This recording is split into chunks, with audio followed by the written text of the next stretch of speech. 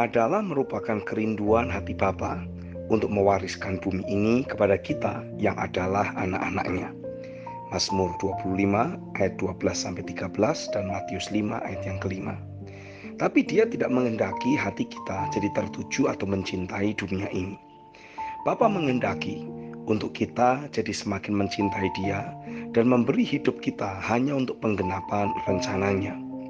Pada saat ini, dunia sedang ada dalam kendali dan pengaruh si jahat. 1 Yohanes 5 ayat 19, di mana seluruh sistem kehidupan sehari-hari telah dibuat menjadi sedemikian berat dan jahat. Ada banyak manusia yang tercetak menjadi jahat, egois, serakah dan dikuasai oleh akar dari segala perbuatan jahat, yaitu cinta akan uang. 2 Timotius 3 ayat 1-9, 1 Timotius 6 ayat yang ke-10. Demi untuk menanggulangi sistem dunia yang jahat, tidak ada alternatif lain yang harus kita lakukan sebagai umat pilihannya, kecuali menjadikan Dia sebagai satu-satunya harta kita yang tak ternilai selama hari-hari kita di dunia ini. Matius 6 ayat 19-21 mencatat, janganlah kamu mengumpulkan harta di bumi. Di bumi ngengat dan karat merusakkannya, dan pencuri membongkar serta mencurinya. Tetapi kumpulkanlah bagimu harta di sorga. Di sorga ngengat dan karat tidak merusakkannya, dan pencuri tidak membongkar serta mencurinya. Karena di mana hartamu berada, di situ juga hatimu berada. Untuk seseorang tidak akan pernah menjadikan mamon menjadi majikan dalam hidupnya. Ia harus menjadikan Tuhan sebagai majikan satu-satunya, hartanya yang paling berharga dalam hidup ini.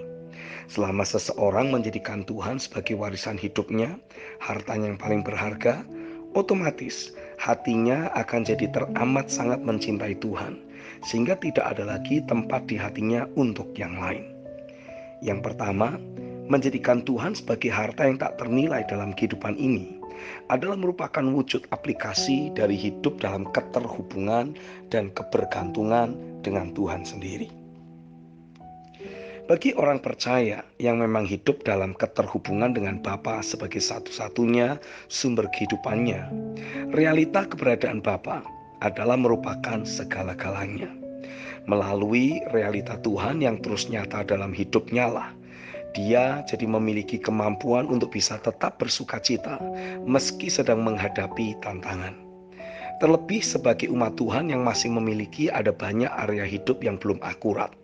Baca, sedang dibenahi. Otomatis akan mengalami ada banyak serangan musuh yang mencoba menghambat dirinya dengan menggunakan berbagai masalah atau tekanan hidup. Jangan biarkan musuh mencuri sukacita dan kebahagiaan sejati yang berasal dari realita keberadaannya dalam hidup kita. Itu adalah hak dan kehormatan kita sebagai anak-anaknya. Teruslah menjagai luapan kehidupan ilahi yang kita miliki dalam batin kita, karena kita telah meminum air kehidupannya. Jangan biarkan musuh mencemari hidup kita dengan menanamkan berbagai pemikiran yang membuat kita mengabaikan Tuhan yang seharusnya menjadi satu-satunya harta dalam hidup kita. Yang kedua, hati yang terus melekat dengan Bapa diwujudkan dalam bentuk mendisiplin diri untuk selalu menjaga luapan aliran air hidup dalam batin kita. Aliran air hidup dalam batin kita sesungguhnya bisa terus ditumbuhkan menjadi suatu gelora yang meluap-luap. Sama seperti nubuatan Nabi Yehezkiel saat Roh membawanya untuk melihat aliran air hidup yang mengalir dari ambang pintu bait suci.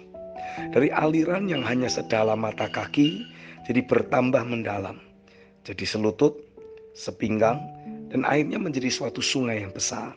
Yehezkiel 47. Perbedaan kedalaman air terjadi saat ada yang mengukur. Kata mengukur ditulis dengan kata Ibrani madad yang dapat diartikan direkam, ditarik.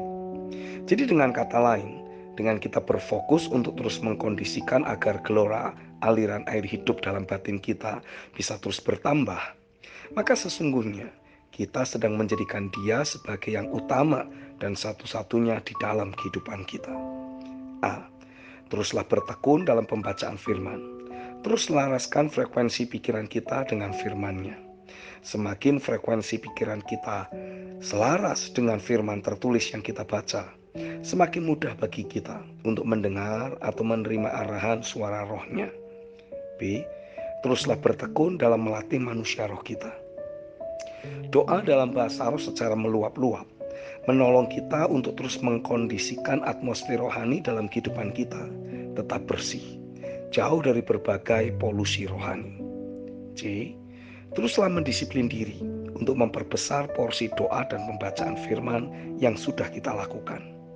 Tindakan kita meregang atau menarik porsi kita dalam berinteraksi dengan hadiratnya akan menjaga kita dari segala bentuk tipu daya iblis yang terus berupaya menarik kita keluar dari realita hadiratnya, menggantikan kehidupan Zoe yang sudah kita nikmati dengan jenis kehidupan bios atau psuche yang fana dan sia-sia. Teruslah menjadikan dia sebagai hartamu yang satu-satunya dan yang paling berharga. Dan nikmatilah kehidupan yang selalu berkemenangan dari segala bentuk sistem dunia yang jahat ini. Amin.